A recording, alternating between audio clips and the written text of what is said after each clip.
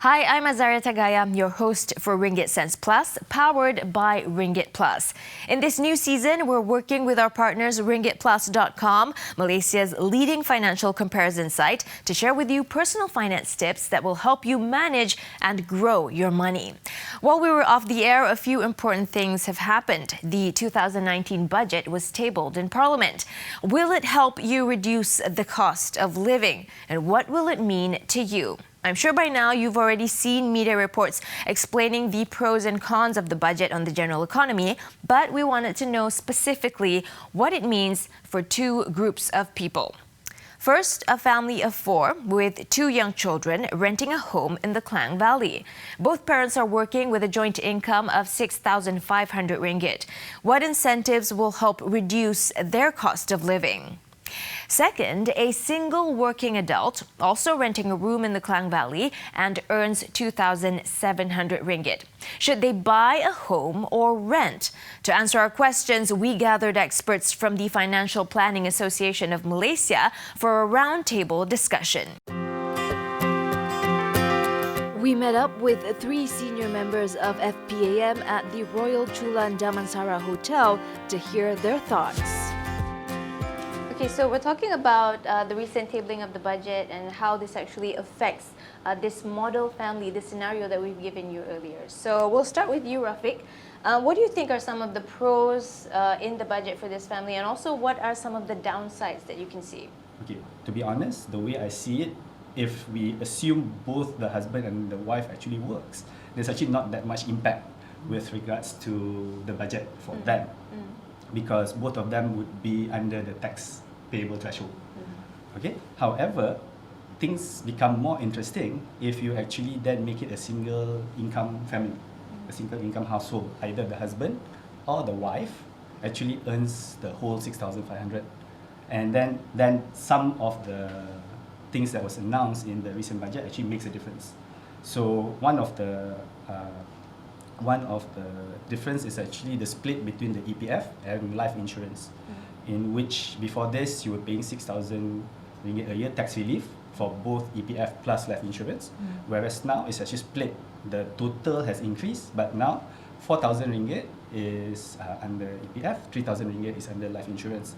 So then it actually makes a difference if you actually look at the tax payable for 2018 and the tax payable for 2019, which actually this group of people will be paying less taxes due to the additional reliefs. Okay, what about you, Rajan? What do you have to say about the recent budget? What do you think about it, and also how it affects the pros and cons to this model family that we've given you? Now, because they've got two young children, it's unlikely that they're going out of their way to use public transport. But given this budget, if they do use public transport, then that Rapid KL pass that people can get, just 100 ringgit a month for unlimited rides on Rapid KL trains and buses, that might be quite useful. Again, 6,000 ringgit, chances are they go for at least ASEAN related holidays, so they're going to end up having to pay like 20 ringgit every time they fly out, and if you go for a holiday elsewhere, it's going to be 40.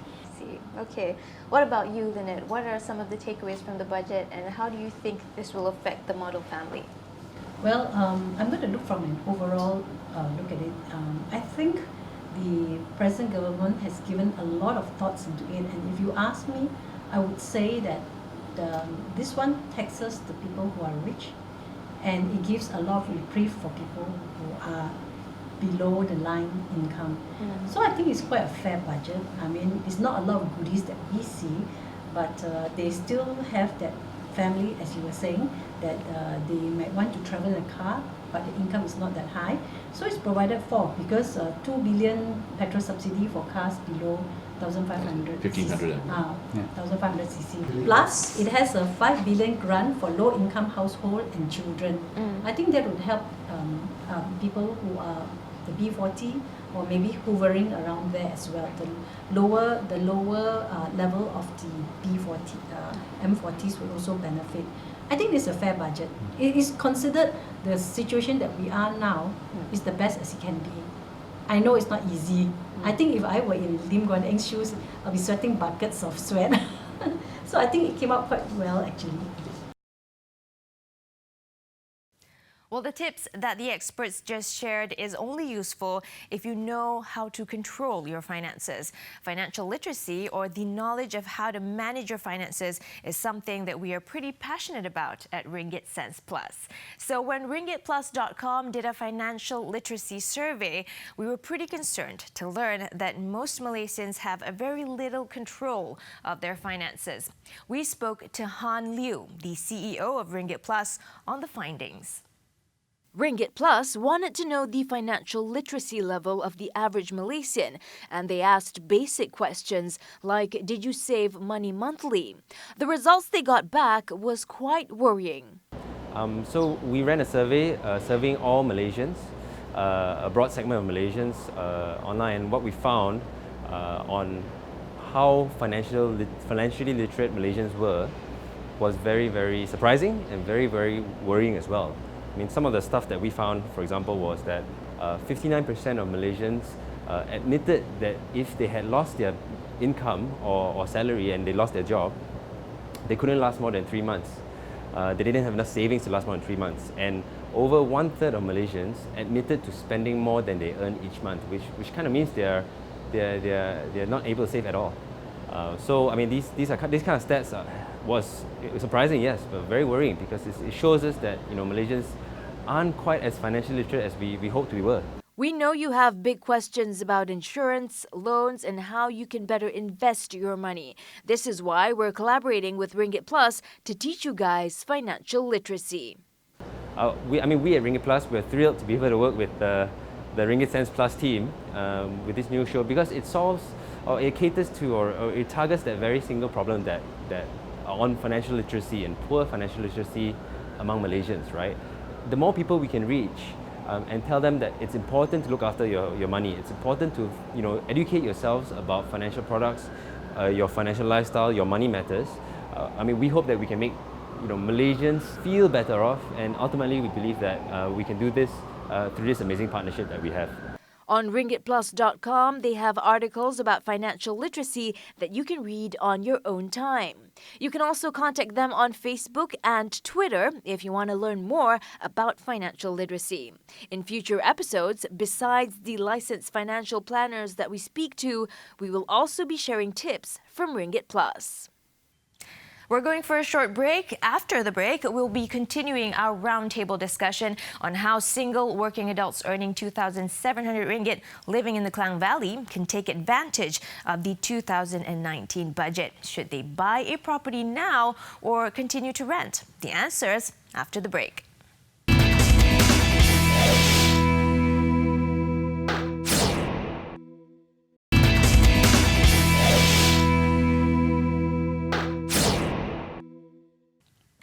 Welcome back to Ringgit Sense Plus. Today we're taking a look at what the 2019 budget means to a family of 4 with a joint income of 6,500 ringgit and a single working adult earning 2,700 ringgit. What are the pros and cons? Join us as we talk to our panel of experts in our roundtable discussion.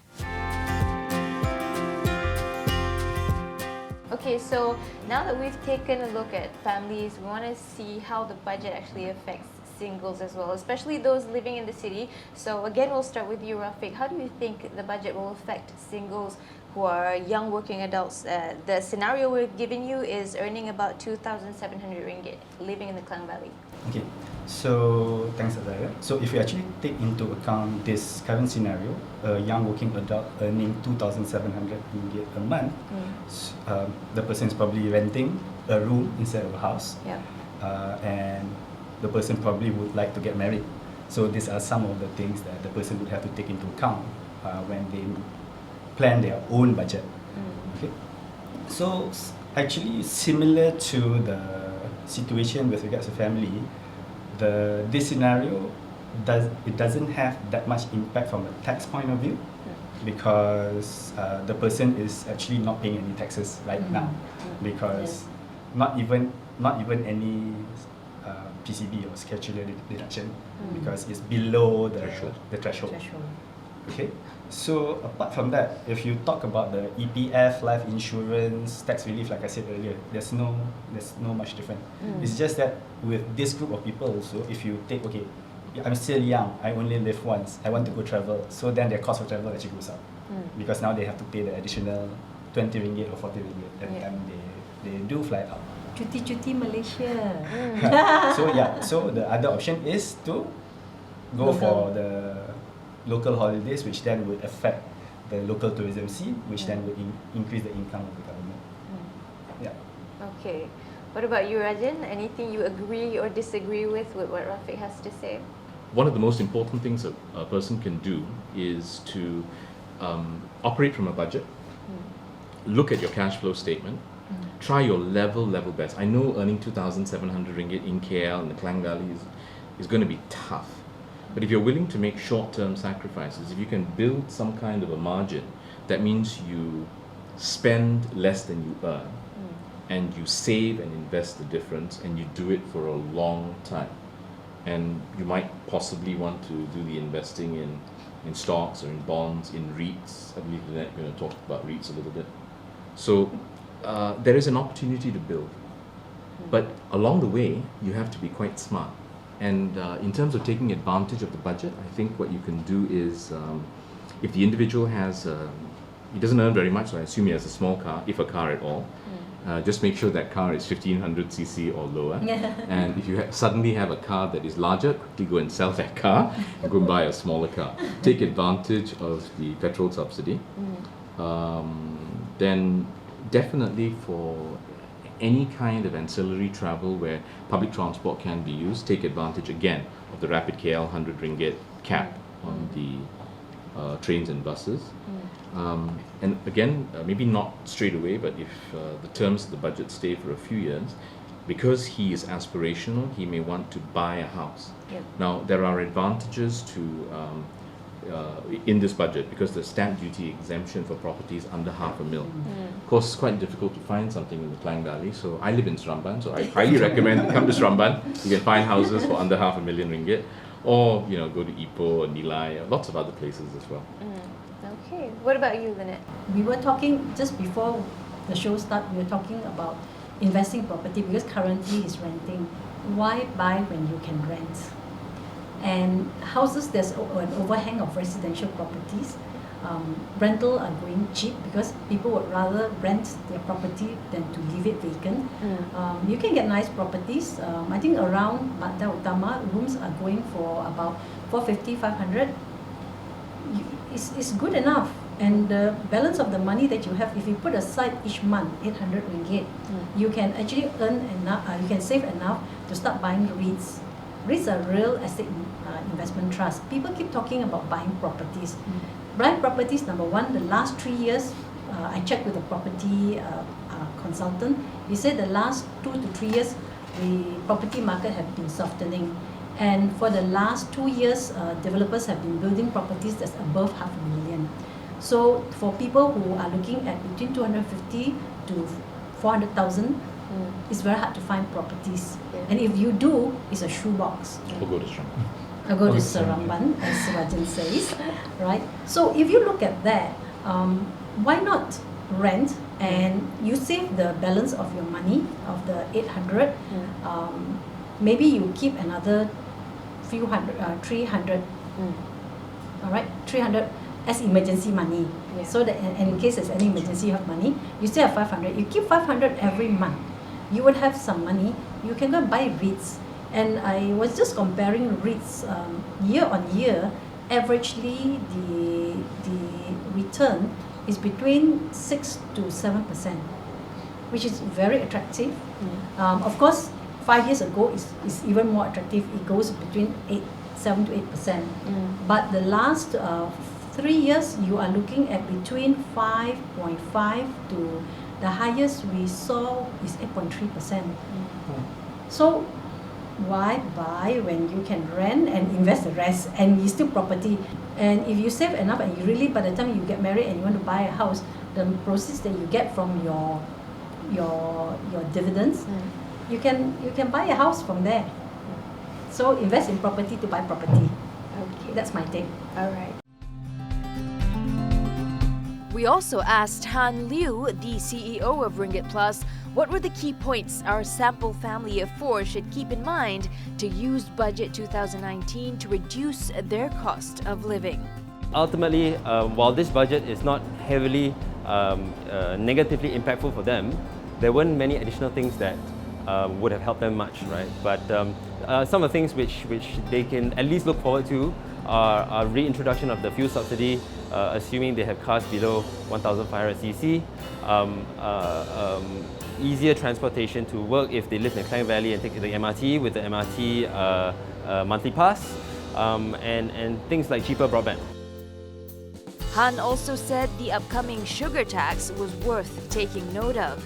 As Malaysians consume a lot of sugary drinks, they should take this opportunity to save money and stay healthy. They need to start watching out on their eating and drinking though, because with the introduction of the new soda tax, they've got to watch whether or not that tax increases their consumption or their spending on sugary drinks. So that's something that someone like that needs to watch out for.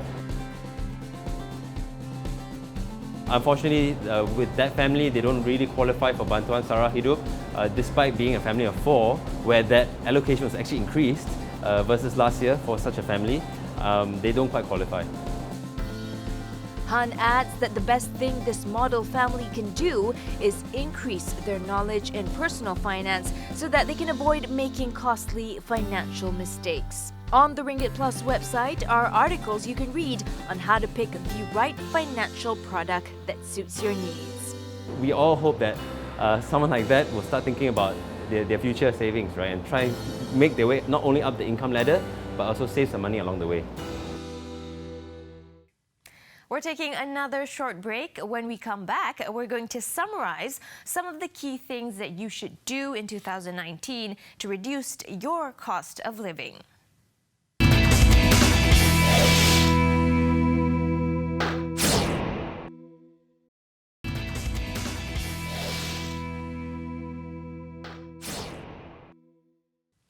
Welcome back to Ringgit Sense Plus. Earlier, we discussed the pros and cons of the 2019 budget. So, what are the key things that you should be doing in 2019 to help reduce your cost of living? This is what the experts from the Financial Planning Association of Malaysia have to say. Okay, so sort of rounding things off, we just want to know your opinions or your top tips on how we can actually take full advantage of the budget. So, Rafiq, you first. So to me, one of the most impactful portion of the budget is actually you can now reduce your transportation costs. Yes. There's actually there's no hike for intracity tolls for 2019. Yeah. But at the same time, that 100, to me, the 100 cap per month actually makes a difference, because I do have clients who actually use MRTs or LRTs on a daily basis, in which they were paying about 150, 200 a month depending on where they are, and this will actually give them additional money that they can then put aside, so not to spend but put aside in other investments for their emergencies, or maybe to purchase their house in the future. I think two things with regards to for first-time homeowners. One is the exempt for stamp duties. We actually make it slightly cheaper for them to purchase the house as long as the property is below 500,000.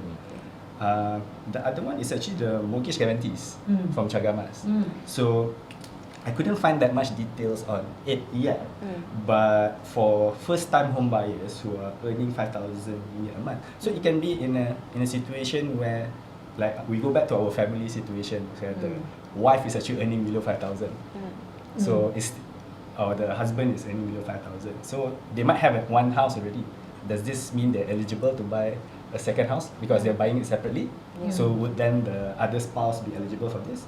If that's the case, then the mortgage guarantee actually then helps to reduce the interest rate that they're paying to a rate of 3.5%, which then comes up with a cost saving between 7 to 11% for the new home buyers, which is actually a big thing. Yes. Yeah, it's just that most of the property overhangs are not within that range, especially in KL. Yeah. Most of it is above 500,000. Yep. Yes. Okay. What about you, Rajan? How can we make the best out of this budget? The first thing you want to do is to actually, again, from a financial planning perspective, you want to exercise delayed gratification. So you want to try and sacrifice now so that you build a surplus so you can do something with it. The way to do that, I think, is to actually commit to the very, very, very best investment of all.